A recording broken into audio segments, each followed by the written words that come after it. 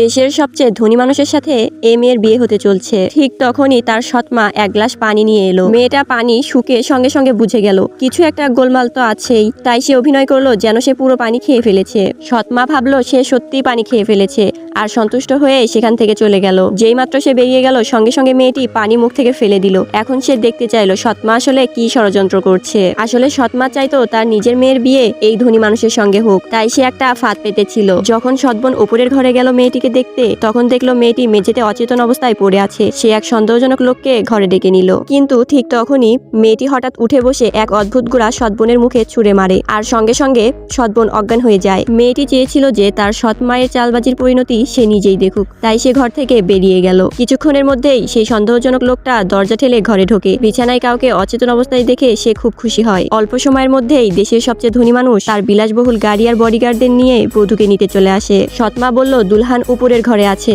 যখন ধনী মানুষ ঘরের দরজা খুললো, তখন ভেতরে এক অচেনা পুরুষকে দেখে সে হতভম্ব হয়ে গেল। সৎমা সঙ্গে সঙ্গে আগুনে ঘি ঢাললো। এমন মেয়ে তো আপনার জন্য উপযুক্ত নয়। তার সহকারীরা সেই অচেনা লোকটিকে ঘর থেকে বের করে দিল। এখন ধনী মানুষ ব্ল্যাঙ্কেটটা তুলে দেখতে যাচ্ছিল কে সেখানে আছে। তখন সৎবোন ভয়ে কাঁপতে শুরু করলো। ঠিক সেই সময় আসল বধূ দরজা জোরে খুলে ভেতরে ঢুকে পড়লো। সবাই অবাক হয়ে গেল। তাহলে বিছানায় পড়ে থাকা মেয়েটা কে? মেয়েটি ধীরে ধীরে গিয়ে ব্ল্যাঙ্কেটটা তুললো আর দেখা গেল সেখানে তার সৎবোন নিজেই। এই দৃশ্য দেখে সৎমা সম্পূর্ণ হতবাক হয়ে গেল।